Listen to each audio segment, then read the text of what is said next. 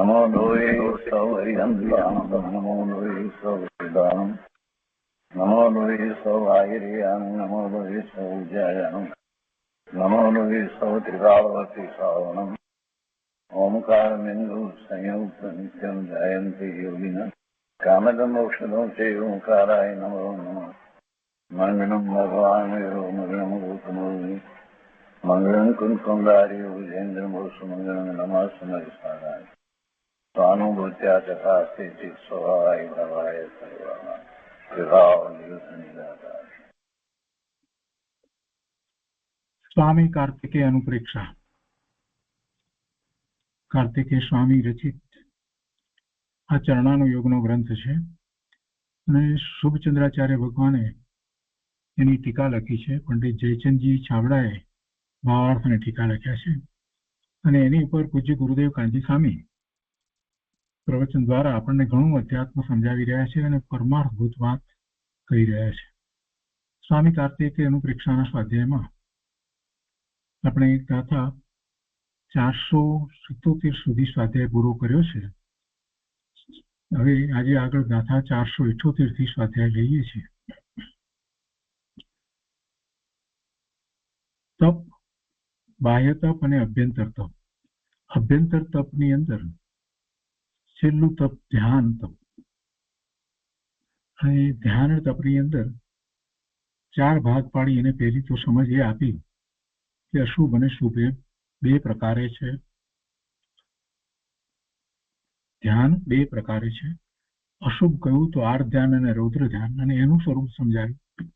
અને એ પછીથી ધર્મ ધ્યાન અને શુક્લ ધ્યાન એની હવે વાત કરી રહ્યા છે. તો ધર્મ ધ્યાનમાં પહેલા તો ધર્મનું સ્વરૂપ કહે છે.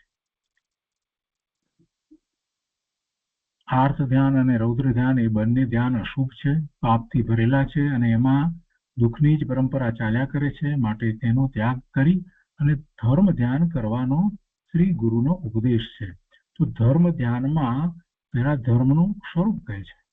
તો ગાથા 478 સંસ્કૃતમાં આ રીતે છે. ધર્મ વસ્તુ સ્વભાવ ક્ષમા આદિ ભાવ ચ 10 વિધ ધર્મ રત્નત્રયમ ચ ધર્મ જીવાના રક્ષણમ ધર્મ. કેટલી રીતે ધર્મ કયો? ધર્મને વસ્તુ સ્વભાવ કયો, ક્ષમા આદિ ભાવને પણ ધર્મ કયા, 10 વિધ 10 પ્રકારે ધર્મ કયો, રત્નત્રયને પણ ધર્મ કયો અને જીવોની રક્ષાને પણ ધર્મ કયો. તો 478 ગાથાના અર્થમાં કહે છે કે વસ્તુનો સ્વભાવ તે ધર્મ છે. વસ્તુનો સ્વભાવ તે ધર્મ છે. જેમ જીવનો જે દર્શન જ્ઞાન સ્વરૂપ ચૈતન્ય સ્વભાવ છે તે જ તેનો ધર્મ છે. જ્ઞાન દર્શન સ્વરૂપ ચૈતન્ય સ્વભાવ છે એ જ જીવનો ધર્મ છે. વળી 10 પ્રકારના ક્ષમા આદિ ભાવ તે પણ ધર્મ છે. ઉત્તમ ક્ષમા, ઉત્તમ માર્જવ, ઉત્તમ આર્જવ, ઉત્તમ શૌચ, ઉત્તમ સત્ય સંયમ, ઉત્તમ તપ ત્યાગ, ઉત્તમ આકિંચન, ઉત્તમ બ્રહ્મચર્ય, એવા 10 ધર્મ એ પણ ધર્મ છે. વળી કે છે કે સમ્યક દર્શન જ્ઞાન ચારિત્ર રૂપ રત્નત્રય છે તે ધર્મ છે. અને પછી છેલ્લું કહે છે કે તથા જીવોની રક્ષા કરવી તે પણ ધર્મ છે. અને પૂજ્ય ગુરુદેવે આનો વિસ્તાર કરી અને ખૂબ સરસ રીતે સમજાવ્યું છે. અહીંયા ભાવાર્થમાં પંડિતજી કહે છે કે અભેદ વિવક્ષાથી તો વસ્તુનો સ્વભાવ છે તે જ ધર્મ છે. એમાં બધું સમાઈ જાય છે. અભેદ વિવક્ષાથી ભેદ ન પાડીએ તો વસ્તુનો સ્વભાવ છે તે જ ધર્મ છે. અર્થાત જીવનો ચૈતન્ય સ્વભાવ છે તે જ તેનો ધર્મ છે. ભેદ વિવક્ષાથી ઉત્તમ ક્ષમા આદિ 10 લક્ષણ તથા રત્નત્રય આદિ છે તે ધર્મ છે. આપણને એમ થાય કે આ તો 2 જુદી જુદી વસ્તુ થઈ. આત્માનો સ્વભાવ અને આપણે આ 10 લક્ષણ ધર્મની વાત કરીએ તો જુદું છે અને કેમ આમ ભેદ વિવક્ષાથી એમ કહ્યું, અભેદ વિવક્ષાથી એમાં સમાઈ જાય છે. ઉત્તમ ક્ષમા આદિ શું છે? ઉત્તમ ક્ષમા આદિ જે 10 પ્રકારે ધર્મ કહેવામાં આવ્યું એને આપણે વ્યવહારથી લઈએ છીએ, પણ એની જગ્યાએ એને નિશ્ચયથી સમજીએ તો ઉત્તમ ક્ષમા એકનો વિચાર કરીએ તો આપણને ખ્યાલ આવે છે કે ઉત્તમ ક્ષમા એ આત્માનો ધર્મ છે. એને ક્ષમા જ વર્તે છે, આત્માનો એવો ધર્મ છે. એવી સ્વભાવ ભાવની હિંસા ન થાય એવી અહિંસા છે, એ એનો સ્વભાવ છે, એના સ્વભાવમાં જ છે. એને માન ન હોય, એને માયાચાર ન હોય, આ બધું નથી હોતું. એ નથી હોવા રૂપ જે ધર્મ કહેવામાં આવ્યો એ તો એનો સ્વભાવ જ છે. 10 લક્ષણની અંદર જે કંઈ વાત કરવામાં આવી તો એ બધો આમ જોવા જઈએ તો એનો સ્વભાવનો વિચાર કરીએ તો એ સ્વભાવ જ છે. અને એવા 10 લક્ષણ જે કહેવામાં આવ્યા છે એ 10 લક્ષણ દ્વારા તો જીવ અનેક પ્રકારે પરનું લક્ષ કરી અને વિભાવ ભાવે વિકારી ભાવે થાય છે. તો એનાથી જુદો એનો ભાવ છે, એ આખો એનો સ્વભાવ છે. એના સ્વભાવમાં ક્યાંય અબ્રહ્મચર્યનો પ્રશ્ન જ નથી ઉપસ્થિત થતો. એટલે એ એનો સ્વભાવ છે. એટલે ભેદ પાડી અને એ સમજાવવામાં આવ્યું. એટલે કહે છે કે ભેદ વિવક્ષાથી ઉત્તમ ક્ષમા આદિ 10 લક્ષણને ધર્મ કહ્યો. અને તેવી જ રીતે કહે છે કે તથા રત્નત્રય આદિ છે તે પણ ધર્મ છે. એ ભેદ વિવક્ષાથી જયારે ભેદ પાડ્યા તો એ ભેદ કઈ રીતે પડ્યા? તો કે જયારે એને ધર્મ ભાવે થાય છે તો જે પરિણામ છે એ રત્નત્રયના પરિણામ છે, એ કઈ એનાથી જુદા નથી. એટલે એનો સ્વભાવ છે, સ્વભાવને અનુસરીને થતા પરિણામ છે. એટલે અભેદ વિવક્ષાથી તો વસ્તુનો સ્વભાવ છે તે જ ધર્મ છે. અને ભેદ વિવક્ષાથી ઉત્તમ ક્ષમાદિ 10 લક્ષણ ધર્મ છે, તથા રત્નત્રય આદિ છે એવા પરિણામ છે, સમ્યક દર્શન, સમ્યક જ્ઞાન, સમ્યક ચારિત્રના તે ધર્મ છે.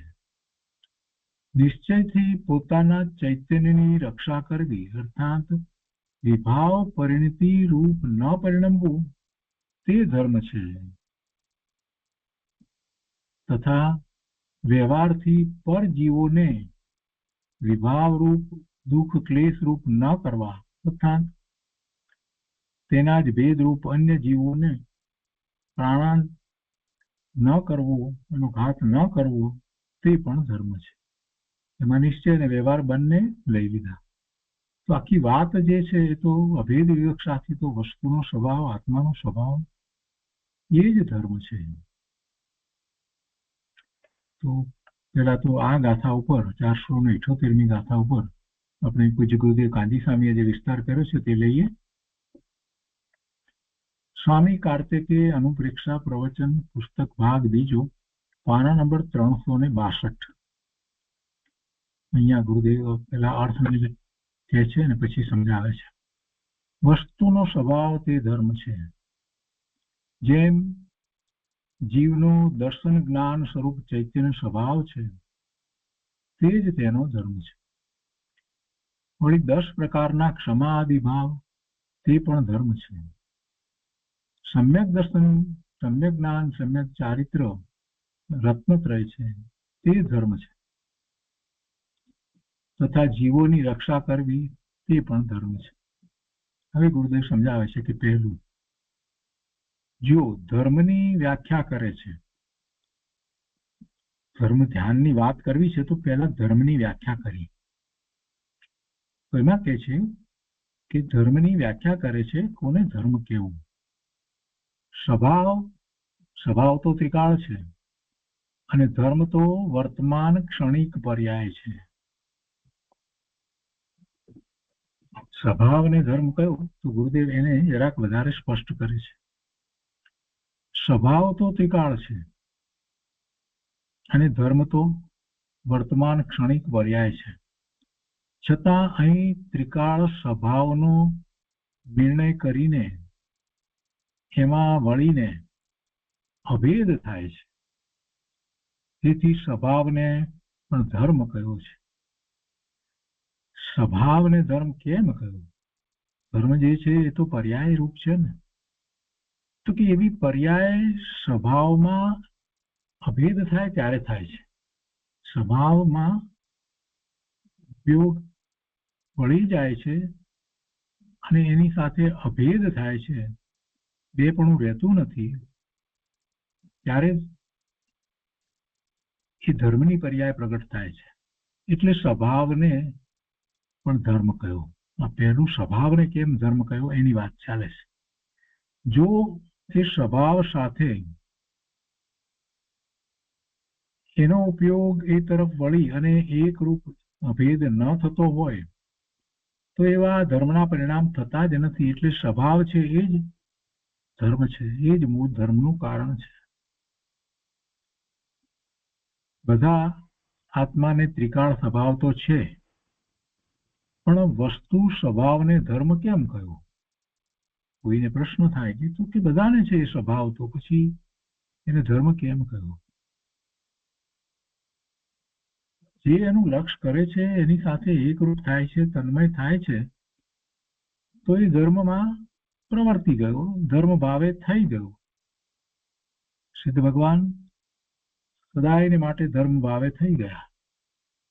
બધા આત્માને ત્રિકાળ સ્વભાવ તો છે, પણ વસ્તુ સ્વભાવને ધર્મ કેમ કહ્યું?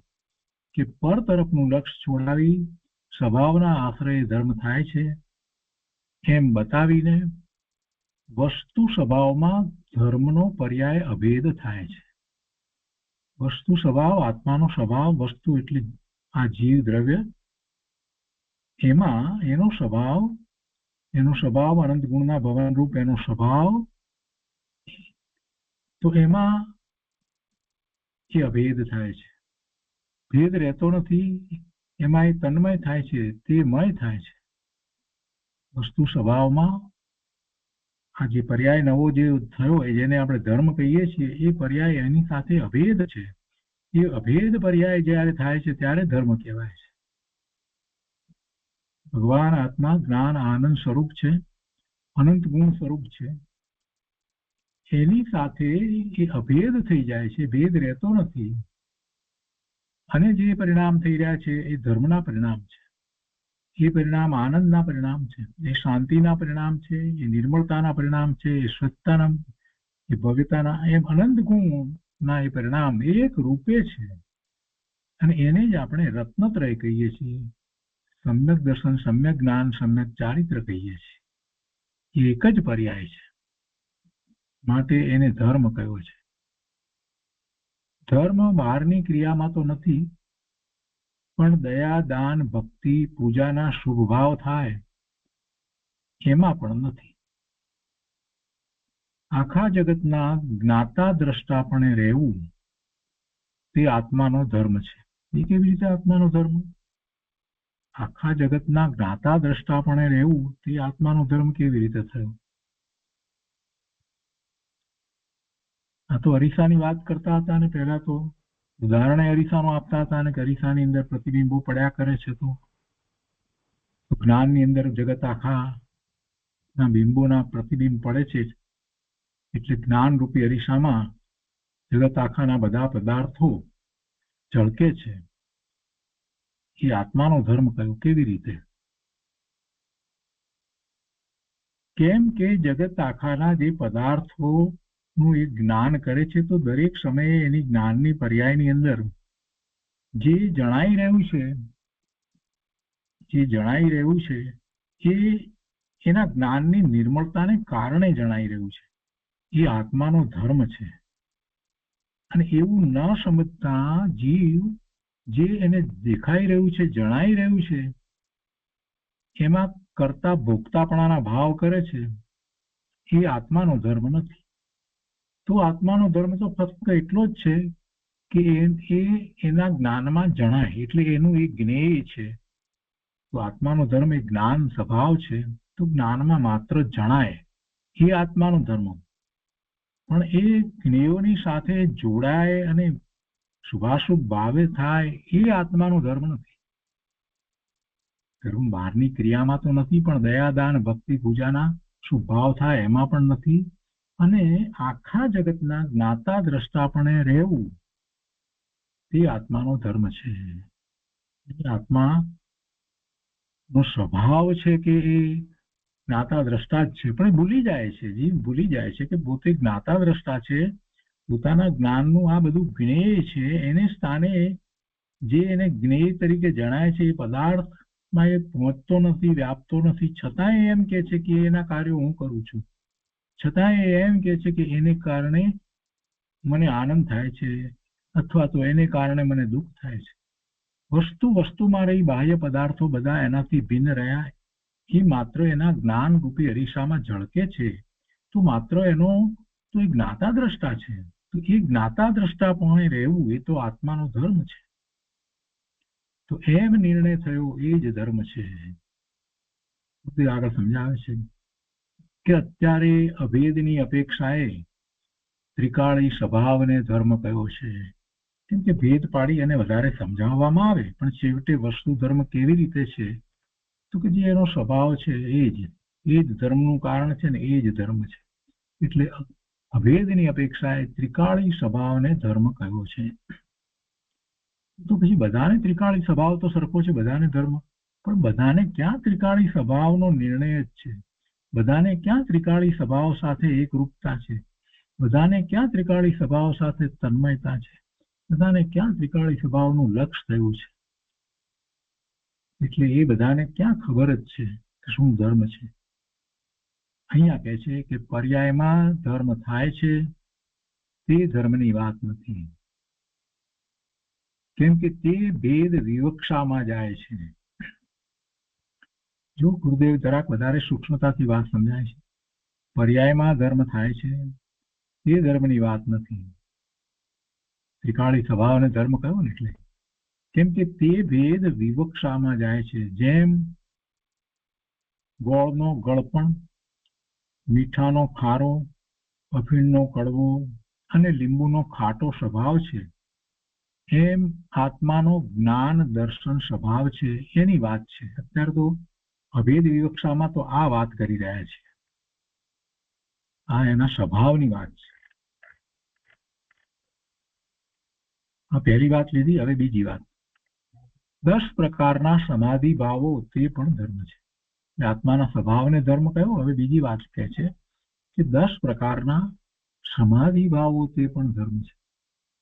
ત્રીજું સમ્યક દર્શન જ્ઞાન ચારિત્ર રૂપ ધર્મ છે. અને ચોથું જીવોની રક્ષા કરવી તે પણ ધર્મ છે. તો આ 4 પ્રકારના ધર્મમાં 3 તો નિશ્ચય ધર્મ છે. જે સ્વભાવની વાત કરી તે 10 પ્રકારના સમાધિ ભાવો નિશ્ચયથી જેને આપણે સમજીએ છીએ, ઉત્તમ ક્ષમા આદિ જે છે તે. ત્રીજું સમ્યક દર્શન જ્ઞાન ચારિત્ર રૂપ પરિણામ પર્યાય નિર્મળ, એ 3 જે છે એ તો નિશ્ચય ધર્મ છે. જ્યારે ચોથું જીવોની રક્ષા કરવી તે પણ ધર્મ જે કહેવામાં આવ્યું, તો બીજા જીવોની રક્ષા કરવી એમાં તો પરની રક્ષા તો એ કરી શકતો નથી, એટલે એ વ્યવહાર ધર્મ કહેવામાં આવ્યો છે. ગુરુદેવ કહે છે કે આ 4 પ્રકારના ધર્મમાં 3 તો નિશ્ચય ધર્મ છે અને ચોથો જીવોની રક્ષા કરવી તે વ્યવહાર ધર્મ છે. આ વાતને જેમ છે તેમ યથાર્થ સમજ્યા વિના આ મનુષ્ય ભવનું 25-50 વર્ષનું આયુષ્ય મળ્યું છે, કદાચ વધારે મળ્યું હોય તો પણ તે પૂરું થઈ જશે તો ક્યાંય આરો આવશે નહીં. આ જગતની કોઈ વસ્તુ, પૈસો, સ્ત્રી, કુટુંબ, મકાન અને આબરૂ એ કાંઈ સાથે આવશે નહીં. માટે સમજો, ગુરુદેવ કહે છે કે માટે સમજો, આમાંનું કાંઈ સાથે આવવાનું નથી. બધું અહીંયા રહી જવાનું છે અને આ જીવ અહીંથી ચાલ્યો જશે. અને આત્માનો સ્વભાવ તે ધર્મ છે એનું ગ્રહણ કરો, બીજું કાંઈ સાથે આવવાનું નથી. માટે સમજો અને આત્માનો સ્વભાવ તે ધર્મ છે એનું ગ્રહણ કરો. ભાવાર્થમાં કહે છે અભેદ કથનથી આત્માને ચૈતન્ય સ્વભાવ એ જ ધર્મ છે, અને ભેદથી કહીએ તો ઉત્તમ ક્ષમા આદિ 10 લક્ષણ અને રત્નત્રય આદિ ધર્મ છે. વળી નિશ્ચયથી તો પોતાના ચૈતન્યની રક્ષા કરવી અને વિભાવ પરિણતિ રૂપ ન પરિણમવું તે ધર્મ છે. અને વ્યવહારથી પરજીવોને વિભાવ રૂપ એટલે કે દુઃખ ક્લેશ રૂપ ન કરવા, અર્થાત તેના જ ભેદ રૂપ અન્ય જીવોને પ્રાણાંત ન કરવા, એમનો ઘાત ન કરવો, તે પણ ધર્મ છે. ગુરુદેવ કહે છે, આત્માની શ્રદ્ધા કરીને, પોતાના આત્માની શ્રદ્ધા કરીને, કેવી શ્રદ્ધા કરવાની? જેવો છે આત્મા તેવી શ્રદ્ધા કરવાની. કેવો છે આત્મા? ભગવાનના જ્ઞાનમાં જેવો આવ્યો છે તેવો. તો આત્માની શ્રદ્ધા કરવી છે તો પણ જીવવાણીમાં જે રીતે આત્મા કહેવાયો છે, દ્રવ્યાનુયોગમાં જે રીતે આત્મા કહેવાયો છે, એ રીતે આત્માને જાણી અને એવી શ્રદ્ધા કરવાની છે. મતિકલ્પના એ શ્રદ્ધા નહીં ચાલે. અન્ય મતમાં કહ્યું છે એ રીતે આત્માની શ્રદ્ધા નહીં ચાલે. અહીંયા કહે છે કે આત્માની શ્રદ્ધા કરીને આત્મામાં અભેદ થયો તે ધર્મ છે. કેટલાય લોકો એમ કહે છે કે અમે ભગવાન સાથે ભક્તિ કરતા કરતા ભગવાન સાથે અભેદ થઈ ગયા. ભગવાનના આત્મા સાથે આ આત્મા ભેદ કેવી રીતે થાય? વસ્તુ જુદી જુદી છે, બે વસ્તુ ભેગી થાય કેવી રીતે? આત્માની શ્રદ્ધા કરીને આત્મામાં અભેદ થયો તે ધર્મ છે. પોતાનો આત્મા એની સાથે પોતે અભેદ થાય, તે મય થાય, તન્મય થાય. પણ પર સાથે એ તન્મય ન થાય. પરનું જ્ઞાન કરે પણ પરની સાથે એકરૂપ થઈ અને પરને અનુભવે એવું વસ્તુ સ્વરૂપ જ નથી. પરનું જ્ઞાન કરે એને એ એમ માને છે કે અનુભવે છે. એ અનુભવ નથી, એ પર સંબંધીનું જ્ઞાન છે. ગોળનો ગાંગડો મોઢામાં નાખીને કહે છે કે મીઠાશનો અનુભવ થયો ને. ભાઈ, એ મીઠાશનો અનુભવ નથી. ગોળ મીઠો છે એવું એના સંબંધીનું જ્ઞાન છે. એના સંબંધીનું જ્ઞાન છે અને એ ઇન્દ્રિયનો વિષય છે. અને એ રસેન્દ્રિય એમાં નિમિત્ત કારણ છે. છેવટે તો એ જ્ઞાન જે છે એ પણ એની જ પર્યાય છે, આત્માની પર્યાય છે. એટલે પર પદાર્થનો અનુભવ આપણને થતો નથી, માત્ર એના સંબંધીનું જ્ઞાન થાય છે. આ વાત જ્યાં સુધી સ્પષ્ટ ન હોય ત્યાં સુધી બધા ગોટા વાળે. ભક્તિમાં ભગવાન સાથે એ લીન થઈ ગયું અને તલ્લીન થઈ ગયું અને તેમય થઈ ગયું અને બધી વાતો બધી ગોટા વાળે છે. સમજે કે પર સાથે તન્મય ન થવાય, માત્ર એના સંબંધીનું જ્ઞાન થાય. અહીંયા કહે છે કે આત્માની શ્રદ્ધા કરીને આત્મામાં અભેદ થયો. આત્મામાં અભેદ થવાય, આત્મામાં અભેદ થયો અને તે ધર્મ છે. ગુરુદેવ કહે છે કે જેમ સોનું જોઈતું હોય તેને સોનાની ખાણ સામું જુએ તો મળે, એટલે એનું લક્ષ્ય કરીને ત્યાં એ પ્રયત્ન કરે તો મળે. એમ જેને આનંદ સુખ જોઈતું હોય તેને આત્માના આશ્રય મળે એમ છે. એટલે કે આત્મામાં અભેદ થાય ત્યારે એને આત્મામાં જે છે તે બધું જ પ્રાપ્ત થાય છે. આખો નિધિ પડ્યો છે ને, મોટું જ્ઞાન, આનંદ, સુખ, શાંતિ, નિર્મળતા, સ્વચ્છતા, ભવ્યતા, પ્રભુતા બધું પડ્યું છે. અનંત ગુણનો એ પિંડ છે. તો એનું ભવન અંદરમાં ચાલી રહ્યું છે, એ એને પ્રાપ્ત થાય છે. તો એ આનંદ, શાંતિ, સુખ જોઈતા હોય તો એને ક્યાં દ્રષ્ટિ કરવી પડે? આત્મા તરફ દ્રષ્ટિ કરવી પડે, આત્મામાં જવું પડે. સોનું જોઈતું હોય તો ખાણમાં જવું પડે, ત્યાંથી પ્રાપ્ત થાય. એવી રીતે એનો ઉપયોગ આત્મામાં વળી જાય તો એને આ બધો અનુભવ થાય, આત્માના આશ્રય મળે એમ છે. તે જ ધર્મ છે. એ 10 લક્ષણ તથા રત્નત્રય વગેરે રૂપ છે. જો અહીં ચોથો ધર્મ જીવની રક્ષા કરવી તે છે. તો જીવમાં તો પોતાનો જીવ પણ આવી ગયો, માટે પોતાની રક્ષા કરવી તે નિશ્ચય એટલે ખરેખર ધર્મ છે. પરની રક્ષા તો કોઈ પણ આત્મા 3 કાળમાં કરી શકતો નથી. પેલાનું આયુષ્ય હોવું જોઈએ ને તો રક્ષા થાય ને, નહીંતર ક્યાંથી રક્ષા થાય? આપણે અભિમાન કરીએ કે મેં આ જીવને બચાવ્યો, વાસ્તવમાં તો એનું આયુષ્ય હતું એ બચવાનો જ હતો. ને આપણને એ શુભ ભાવ આવ્યો તો આપણને પુણ્યનો બંધ પડે, બાકી એ બચવાનો તો એ વાત નિશ્ચિત છે. એના પરિણામ એમ જ થવાના હતા. પરની રક્ષા તો કોઈ પણ આત્મા 3 કાળમાં કરી શકતો નથી. પરની પર્યાય પરના કારણે થાય છે. એના બદલે હું એ પર્યાયને કરી દઉં, એ તો ભ્રાંતિ છે. એ ભ્રાંતિ છે, ધર્મ નથી. એમાં તો પોતાની હિંસા થાય છે. પોતાની હિંસા કેવી રીતે થઈ? પોતાના સ્વભાવ ભાવથી વિપરીત ભાવે એ પરિણમ્યો ને. હું પરને બચાવું છું, જીવાડું છું, એવો જે ભાવ જે છે તે આત્માને અનુસરીને ભાવ નથી.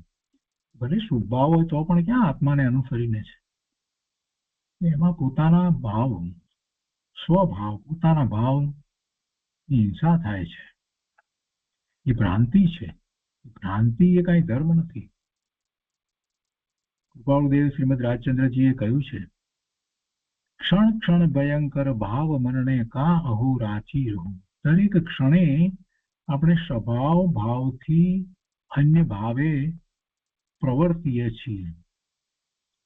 સ્વભાવ ભાવથી અન્ય ભાવે આપણે પ્રવર્તીએ છીએ, તો દરેક ક્ષણે સ્વભાવ ભાવ નો ઘાત થાય છે. સ્વભાવ ભાવનું મરણ થાય છે. કૃપાળુદેવે તો બહુ સૂક્ષ્મ વાત લીધી છે, પણ લોકો સમજતા નથી. અને કૃપાળુદેવના પદને સારી રીતે સારા અવાજમાં ગાય, સાથે તબલા અને હાર્મોનિયમ વાગતા હોય એટલે કહે છે કે ભક્તિ. બસ કૃપાળુદેવે ભક્તિ કહી છે. ભક્તિ ક્યાં કહી છે? કૃપાળુદેવે તો એમ કહ્યું છે કે ભાઈ, તારો સ્વભાવ, એ સ્વભાવનો ઘાત થાય છે, તને ધર્મ નથી થતો. તું ભક્તિ કરે છે પણ એમાં તો તારા સ્વભાવ ભાવનો ઘાત થાય છે. પછી ક્ષણ ક્ષણ ભયંકર ભાવ મરણે કા અહો રાચી રહું. આનો વિચાર કરીએ તો આપણને એમ થાય કે સ્વભાવ ભાવે તો હું ભૂતકાળમાં ક્યારેય થયો નથી, અને હજી સ્વભાવ ભાવે નથી થતો, તો આમ ને આમ ભાવ મરણ કરતો કરતો હું ક્યાં સુધી રહીશ? અનંતકાળ આમ ભાવ મરણ જ હું કર્યા કરીશ. કેમ કે આત્મા તો નિત્ય છે, અનંતકાળ રહેવાનો જ છે. તો અનંતકાળ સુધી ભાવ મરણ જ કર્યા કરશે કે સ્વભાવ ભાવે પણ થશે? પોતાની જાતને પ્રશ્ન કરે તો જીવ સ્વભાવ તરફ વળી જાય. અહીંયા કહે છે, હું પરની રક્ષા કરી શકું છું અને એવી અહિંસાનો ભાવ થાય છે, એ ધર્મ છે, એમ જે માને છે તે પોતાના ચૈતન્ય પ્રાણને હણી રહ્યો છે. એ તો શુભભાવ છે, અને એવા શુભભાવે થવાથી સ્વભાવ ભાવનો ઘાત થાય છે. જે ભાવે થવા છતાં પણ આશ્રવ ન થાય, એક ભાવ આશ્રવ પણ ન થાય અને દ્રવ્ય આશ્રવ પણ ન થાય, એક પરમાણુ, કાર્બન રજકણનો એક પરમાણુ પણ આવે નહીં, એ ભાવ ધર્મ છે. જે ભાવે થવાથી આશ્રવ ન થાય, ભાવ આશ્રવ ન થાય અને દ્રવ્ય આશ્રવ પણ ન થાય, કાર્બન રજકણ એક પરમાણુ પણ આવે નહીં, એવો આશ્રવ ન થાય, એ ભાવને ધર્મ કહેવાય. બાકી બીજા બધા ભાવ જેમાં આશ્રવ થાય, એ પછી પુણ્ય આશ્રવ થાય કે પાપ આશ્રવ થાય, એ કાર્બન રજકણો, એવી કાર્બન વળગણાઓ આવે, શુભ ભાવને કારણે પુણ્યના બંધરૂપ એવી કાર્બન વળગણાઓ આવે, તો એ ધર્મનો ભાવ ન કહેવાય. ધર્મના ભાવમાં એક પરમાણુ માત્ર નો આશ્રવ થાય નહીં, એ આવે નહીં, આત્માની સમીપ ના આવે, તો સમજવું કે ધર્મનો ભાવ છે. આ સહેલી વ્યાખ્યા છે. કેવા ભાવે ધર્મ થાય એની આ સહેલી સરળ વ્યાખ્યા છે. જો આશ્રવ થાય છે તો સમજવું કે શુભ અથવા અશુભ ભાવ છે એ પુણ્ય અથવા પાપના બંધનું કારણ છે. એ ધર્મ નથી. અહીંયા કહે છે,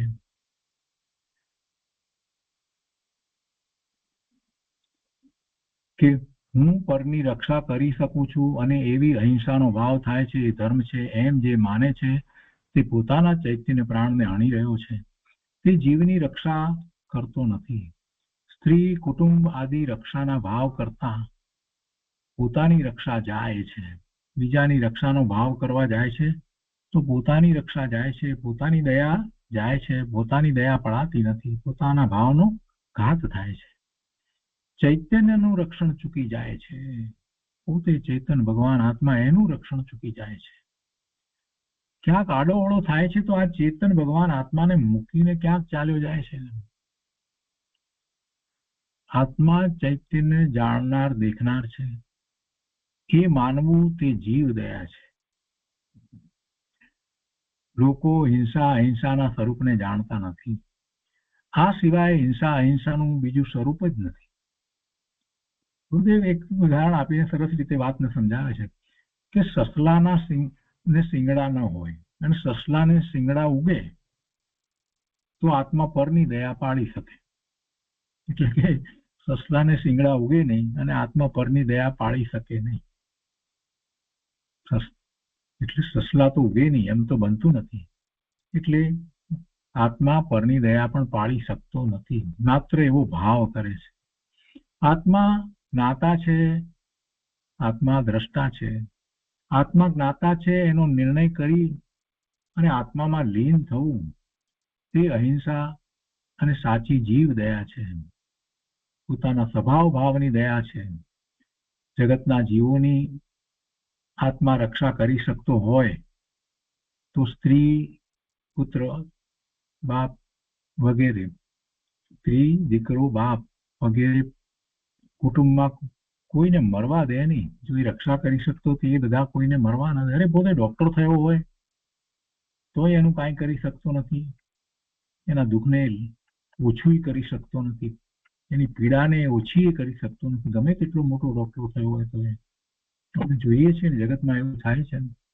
આસપાસમાં કુટુંબમાં બધા જ ડોક્ટર હોય અને આ વયો વૃદ્ધ એમનો વડીલ એ કોઈક એવા રોગથી પીડાતો હોય, કોઈ દવાઓ કામ કરતી નથી. એ બધા ડોક્ટરનું બધું જ જે મેડિકલનું જ્ઞાન છે એ બધું વ્યર્થ જાય છે. જોઈએ છીએ ને, કેમ કે પેલાને એવો ઉદય છે, એને જે ઉદય છે એ પાપનો ઉદય છે, તો એને એ પીડાનો પ્રસંગ આવ્યો છે, એ સંયોગ છે. એને કોણ ટાળી શકે? કોઈ ટાળી શકતું નથી. અહીંયા તે છે કે જગતની અંદર પાંજરાપોળ, હોસ્પિટલ, જીવદયા મંડળી વગેરે જે ચાલી રહ્યું છે તે એના કારણે ચાલી રહ્યું છે. ઘણાને એમ થાય કે આ બધું જે દયાના કારણે બધું ચાલી રહ્યું છે ને, પાંજરાપોળોની અંદર ત્યાં પશુઓ લાવવામાં આવે છે અને એ પશુઓ ને રોગ વગેરે હોય તો એની પણ સારવાર કરવામાં આવે છે, એમને પાળીને રાખવામાં આવે છે વગેરે. એ જ રીતે હોસ્પિટલની અંદર પણ જે રોગી પીડાય છે એની સારવાર વગેરે કરવામાં આવે છે. એ જ રીતે જીવદયા મંડળી જે છે એ જીવોને બચાવે છે અને બચાવીને કસાઈમાં જતા હોય ત્યાંથી લાવે છે, પાંજરાપોળમાં રાખે છે, બધું કરે છે ને. એ બધું ચાલી રહ્યું છે ને. આ મોટું જીવદયાનું કાર્ય તો ચાલી રહ્યું છે. તો પછી એવા જીવદયાના કાર્યને આપણે શું સમજવું? ગુરુદેવ આપ જે કહો છો એ પ્રમાણે તો પછી કોઈ આવું જીવદયાનું કાર્ય કરશે જ નહીં. કેટલાયને આવો પ્રશ્ન થાય. ગુરુદેવ એ વાત સમજાવે છે કે એ જે કંઈ ચાલી રહ્યું છે તે એના કારણે ચાલી રહ્યું છે. આત્મા કાંઈ કરી શકતો નથી અને એ વાતને એ રીતે જે માનતો નથી તે એને પોતાના સ્વભાવ ભાવની મોટી હિંસા કરી રહ્યો છે. ચૈત્યને આત્માનું ખૂન કરી રહ્યો છે. કેમ કે એ ચાલી રહ્યું છે એના કારણે ચાલી રહ્યું છે. જગતના બધા પદાર્થોના 6 પ્રકારના દ્રવ્ય છે, તો 6 પ્રકારના દ્રવ્યોના પરિણમન સ્વતંત્ર થાય છે, કોઈ કોઈના પરિણમન કરાવતું નથી. એટલે એમ જ થવાનું છે તે જ થાય છે. એક ભૂતગળ પરમાણુનું પરિણમન હોય કે સ્કંદનું પરિણમન હોય, બધું જે થવા યોગ્ય છે તે રીતે થાય છે. કોઈ કોઈના પરિણમન કરાવતું જ નથી. એટલે જે પાંજરાપોળ, હોસ્પિટલ, જીવદયા મંડળી વગેરેના બધા જે કાર્યો થવા યોગ્ય છે તે થાય છે તો થાય છે, એના કારણે થઈ રહ્યા છે. તો શુક્રવા એમાં નકામાનો અભિમાન કરે છે કે હું આ કરું છું, હું આ કરું છું, હું આ કરું છું. અને એમ કરવા જતા તો તને મિથ્યાત્વનું મોટું પાપ, અને જો અભિમાન કરે છે કે મેં કર્યું તો એનું પણ પાપ. અને ત્રીજું, તારા સ્વભાવ ભાવનું મરણ થાય છે. એ મોટી હિંસા છે. ચૈતન્ય આત્માનું ખૂન કરી રહ્યો છો પ્રભુ. જગત તો ઊંધું માનતું આવ્યું છે. જગતના જીવોને ભગવાનની વાત જો સમજાઈ ગઈ હોત તો જગત હોત જ નહીં, જગતનું આવું સ્વરૂપ હોત જ નહીં, તો સંસાર પર્યાય કોઈ જીવને હોત જ નહીં. એટલે જગતના જીવો જે માને છે એ પ્રમાણે આપણે માનવું એમ નથી. એ તો ઊંધું માને છે. જગત તો ઊંધું માનતું આવ્યું છે. જેમ માણસને ઉલટી થાય તે બહાર નીકળે છે અને સાચો આહાર હોય તે તો અંદર પેટમાં જાય છે, એમ આત્મામાં વિકાર થાય છે એનું લક્ષ્ય બહાર હોય છે. અને આત્માનો આનંદરૂપી આહારનો પર્યાય થાય તે અંદર અભેદ થાય છે, વિકાર થાય છે. ભલે શુભ ભાવ હોય તો પણ ત્યારે તો લક્ષ્ય બહાર છે.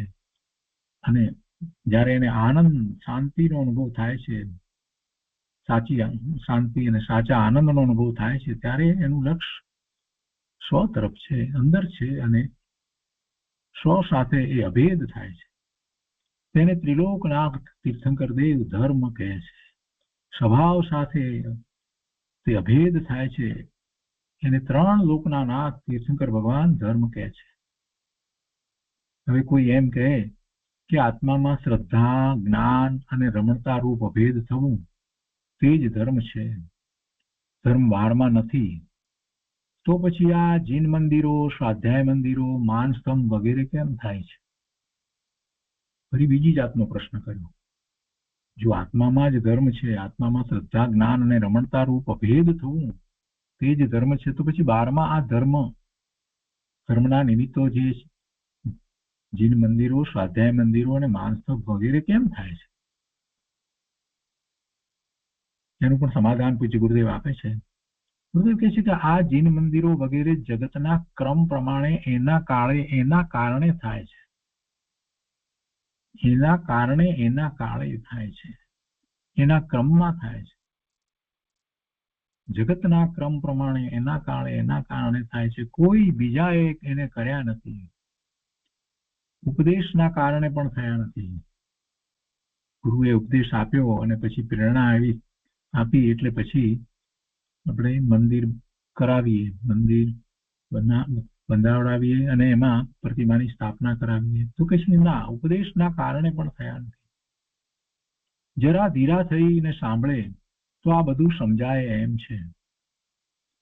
સમજાય એટલાથી વાત નહીં બને. સમજાય અને એનો સ્વીકાર થઈ જાય અને એ જ વાતનો સ્વીકાર રહે તો બીજી કેટલી વાતો આપોઆપ નીકળી જાય. બહાર બોલવા જવાની જરૂર નથી. આપણે શાસ્ત્ર અભ્યાસ દ્વારા, પૂજ્ય ગુરુદેવની વાણી દ્વારા શું સમજ્યા છીએ એ બહાર કોઈને કહેવા જવાની જરૂર નથી. આપણને એનો સ્વીકાર છે, આપણી જાતને પૂછવાનું છે.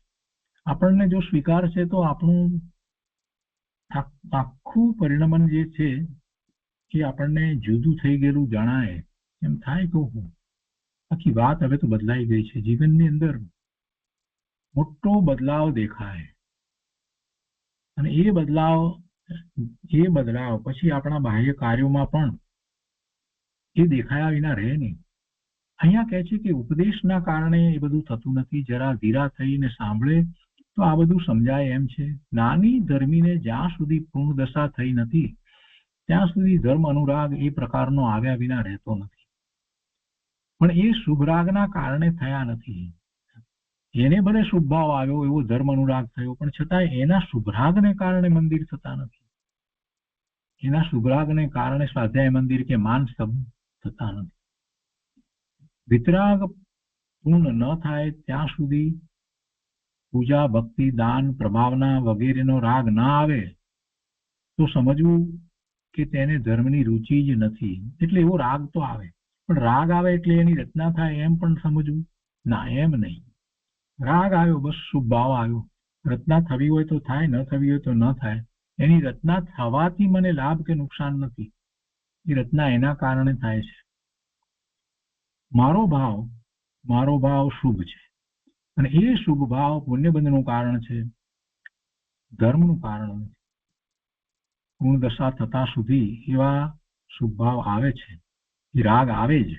ગુરુદેવ કહે છે કે રાગ ના આવે તો સમજવું કે તેને ધર્મની રુચિ જ નથી. અને એવો રાગ આવે એને ધર્મ માની લે તો તે મિથ્યા દ્રષ્ટિ છે. કેમ કે અટકી જાય છે, એમાં શુભભાવમાં જ અટકી જાય છે અને શુભભાવને ધર્મ માને છે. બીજી ભૂલ એ પણ છે.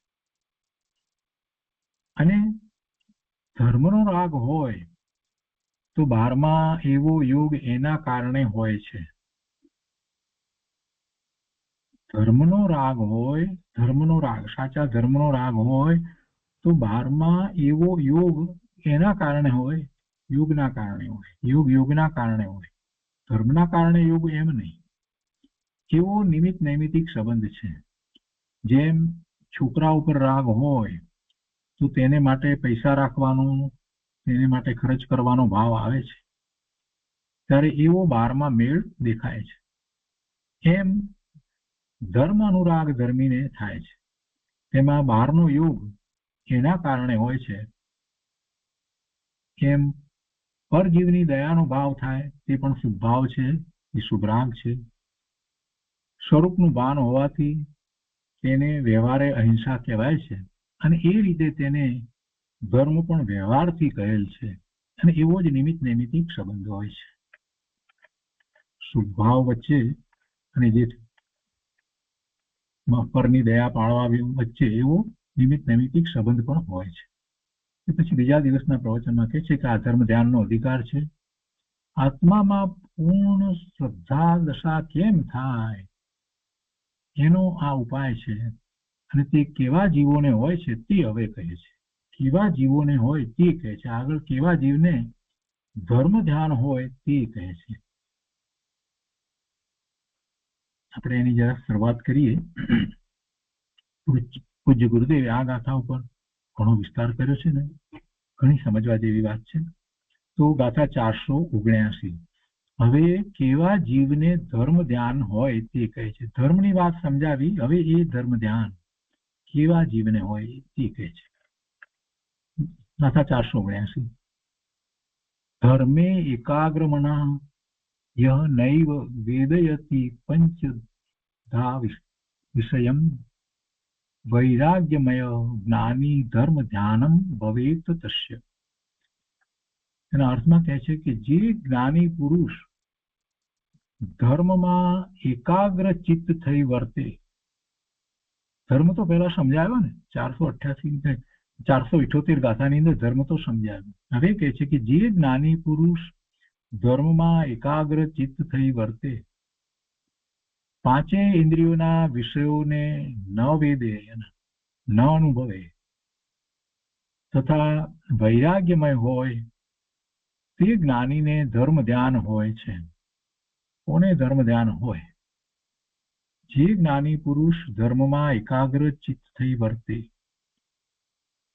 ધર્મમાં એકાગ્ર ચિત્ત થઈ જે વર્તે એને બહારની ક્રિયાઓમાં, બહારમાં આમ કરું તેમ કરું એ બધી વાતો જે છે એ એટલી બધી ગૌણ થઈ જાય, એ તરફનો વિચાર એટલો બધો ઘટી જાય કે એને છોડી દે. એને પછી એમ નથી થતું કે આ કરું ને આ નથી કર્યું ને એના વિકલ્પોને એને નથી થયું તો એને માટેના આર્થ ધ્યાન ને આ બધું કાંઈ થાય તો સમજવું કે ખરેખર ધર્મમાં એકાગ્ર ચિત્ત થયો છે. નહીંતર હજી આ કરવું છે ને તે કરવું છે ને આ રહી ગયું ને હવે કેમ થશે ને શું ને આમ તેમ બધા જોડે સંબંધ રાખવા જોઈએ ને નહીં રાખીએ તો કેમ થશે ને આ બધી ચિંતાઓમાં જો પડ્યો છે તો એની એકાગ્રતા કેવી રીતે થશે? જે જ્ઞાની પુરુષ ધર્મમાં એકાગ્ર ચિત્ત થઈ વર્તે, એકાગ્ર ચિત્ત થવા માટે કેટલી બધી બહારમાં જ્યાં જ્યાં લક્ષ જાય છે, પોતાનો ઉપયોગ ફરે છે, રખડ્યા કરે છે પોતાનો ઉપયોગ, ત્યાં બધેથી ઉપયોગને પાછો વાળીને ચિત્તમાં એકાગ્રતા કરવી પડશે. જે જ્ઞાની પુરુષ ધર્મમાં એકાગ્ર ચિત્ત થઈ વર્તે તો પછી ઇન્દ્રિયોના વિષયો તરફ પણ એ ન જાય. એટલે કહે છે કે પાંચે ઇન્દ્રિયના વિષયોને ન વેદે ન અનુભવે તથા વૈરાગ્યમય હોય, જગતના પદાર્થો પ્રત્યે ઉદાસીનતાનો ભાવ એટલો બધો હોય, જ્ઞાન સહિતનો વૈરાગ્ય હોય સમજપૂર્વકનું, તો તે જ્ઞાનીને ધર્મ ધ્યાન હોય છે. એ જ્ઞાનીને ધર્મ ધ્યાન હોય છે. ભાવાર્થમાં પંડિતજી સમજાવે છે કે ધ્યાનનું સ્વરૂપ એક જ્ઞેયમાં જ્ઞાનનું એકાગ્ર થવું તે છે. જે પુરુષ ધર્મમાં એકાગ્ર ચિત્ત કરે છે તે કાળમાં એટલે તે સમયે તે ઇન્દ્રિય વિષયોને વેદતો નથી અને તેને જ ધર્મ ધ્યાન હોય છે. ધ્યાનનું સ્વરૂપ શું છે? એક જ્ઞેયમાં જ્ઞાનનું એકાગ્ર થવું, એટલે બાહ્ય જ્ઞેયમાં ના. કેમ કે ધર્મની વાત જયારે કહેવામાં આવી ત્યારે બધી વાત સ્પષ્ટ કરી છે કે આત્માનું સ્વરૂપ છે તે જ ધર્મ છે, આત્માનો સ્વભાવ છે તે જ ધર્મ છે. એટલે એકાગ્ર ક્યાં થવાનું હોય? જ્ઞાન ક્યાં એકાગ્ર થાય? કયા જ્ઞેયમાં એકાગ્ર થાય? તો સ્વભાવ, પોતાનું સ્વરૂપ, એ એને માટે જ્ઞેય છે અને એમાં એકાગ્ર થવું, તો એ ધર્મ છે. ગમે ત્યાં એકાગ્રતાની વાત નથી. ધ્યાનનું સ્વરૂપ એક જ્ઞેયમાં જ્ઞાનનું એકાગ્ર થવું તે ધ્યાન છે. સામાન્ય વ્યાખ્યામાં એમ કહેવાય કે એકાગ્રતા તે ધ્યાન, જ્ઞેયમાં એકાગ્રતા તે ધ્યાન. પણ જ્ઞેય કયું જ્ઞેય? પર જ્ઞેયમાં એકાગ્રતા તે એવા જ્ઞેયો, ગમે તે જ્ઞેયમાં એકાગ્રતા કરવી એ તો કુધ્યાન છે. એ બધા તો કુધ્યાન છે. બાહ્યમાં અનેક પદાર્થો વિશે એમ કે તમે પહેલા એકાગ્રતા કરો અને પછી અરે ભાઈ બહારમાં શું કરા એકાગ્રતાનો ઉપદેશ આપો છો પ્રભુ તમે? અત્યારે વર્તમાનમાં આવું બધું ઘણું ચાલી રહ્યું છે. અહીંયા એકાગ્રતા કરો ને ત્યાં એકાગ્રતા કરો ને પહેલા અહીંયા અને બાહ્યમાં તમે એકાગ્રતા કરતા શીખો. અરે જીવને એકાગ્રતા કરતા શીખવવાની જરૂર છે જ નહીં. જીવને એકાગ્રતા કરતા આવડે જ છે. એને જેમાં રસ છે એમાં એકાગ્રતા એ કરે છે ને. એને જેમાં રસ પડે છે, નાના બાળકને એકાગ્રતા કરતા આવડે છે. એ રમવામાં કોઈક વસ્તુમાં પડ્યો છે ને એમાં એને એકાગ્રતા છે, તો તમે 3 વાર બોલાવો તો એ આવતો નથી, જવાબ નથી આપતો, તો શું એને એકાગ્રતા નથી? બધાને એકાગ્રતા કરતા આવડે છે. અત્યારે વર્તમાનમાં ધ્યાન કરાવનારાઓ કેટલાય લોકો બહારમાં ક્યાંક કોઈ પદાર્થમાં એકાગ્રતા કરવાની વાત સમજાવે છે. પહેલા એમ કે એકાગ્રતા કરો. અરે પ્રભુ, આ શું બધો ઊંધો ઉપદેશ ને ઊંધો એકડો ઘૂંટાવી અને પછી એક સાચો એકડો ઘૂંટાવો છે. મારે સીધો એકડો ઘૂંટાવો ને. એકાગ્રતા તો આત્માને વિશે હોય. આ બધું અનેક પ્રકારે આવી બધી વાતો ચાલી રહી છે, બરાબર નથી. લાંબી વાતો એની બધી કર્યા કરે. ધ્યાન તો સરળ છે. એકાગ્રતા ક્યાં કરવી? પેલા ધર્મના સ્વરૂપને સમજે તો સ્વભાવમાં એકાગ્રતા કરવાની છે. અને સ્વભાવની ખબર નથી, ખબર કેવો છે, તો એનો નિર્ણય કરવાનો છે. પોતાના આત્મ સ્વભાવનો નિર્ણય કરે અને પોતે આ જ છે એવો નિર્ણય કરે તો ઉપયોગ એ તરફ વળ્યા વિના રહેશે નહીં, એકાગ્રતા થશે. સરળ વાતને કોમ્પ્લિકેટેડ ખૂબ કરી નાખે છે. કેટલાય લોકોએ ધ્યાનના નામે ખૂબ બધી ચર્ચાઓ ચલાવીને ઘણું બધું કર્યું છે. અહીંયા કહે છે કે ધ્યાનનું સ્વરૂપ એક જ્ઞેયમાં જ્ઞાનનું એકાગ્ર થવું તે છે. જે પુરુષ ધર્મમાં એકાગ્ર ચિત્ત કરે છે, ધર્મમાં, સ્વભાવમાં એકાગ્ર ચિત્ત કરે છે, તો તે કાળમાં તે વખતે શું થાય? તો તેનો ઉપયોગ બીજે જતો જ નથી. એટલે ઇન્દ્રિય વિષયોને એ વેદતો નથી અને તેને જ ધર્મ ધ્યાન હોય છે. એટલે ઇન્દ્રિય વિષયને વેદતો નથી માટે ધર્મ ધ્યાન છે એમ નથી કેવું, પણ એને એકાગ્રતા કેટલી છે એ બતાવવું છે. એટલે એમ કે છે કે ઇન્દ્રિયના વિષયોને પણ એ વેદતું નથી, એટલો એકાગ્ર થયો છે ધર્મમાં. અને તેનું મૂળ કારણ સંસાર, દેહ, ભોગથી વૈરાગ્ય છે. એની રુચિ વગેરે નથી, છૂટી ગયા છે. એની ઉદાસીનતા વર્તે છે. કારણ કે વૈરાગ્ય વિના ધર્મમાં ચિત્ત થંભતું નથી. વૈરાગ્ય નથી અને ક્યાંક પણ કોઈ પ્રકારે પણ જો રુચિ રહી છે તો પછી વૈરાગ્ય વિના એને ધર્મ ધ્યાન થતું નથી. સાચો વૈરાગ્ય જોઈએ, સમજપૂર્વકનો વૈરાગ્ય જોઈએ. જેટલો પણ વૈરાગ્ય જે છે એ સાચો હોય. અહીંયા એ વાત કરી છે. તો આ ગાથા ઉપર પૂજ્ય ગુરુદેવ કાંજી સ્વામીએ ઘણો વિસ્તાર કર્યો છે. એ બધું આપણે એક સાથે લઈશું. 479ની ગાથા ઉપર જે વિસ્તાર કરવામાં આવ્યો છે તે આવતી વખતે આવતા સ્વાધ્યાયમાં લઈશું. આજનો સ્વાધ્યાય આપણે અહીંયા સુધી રાખીએ છીએ.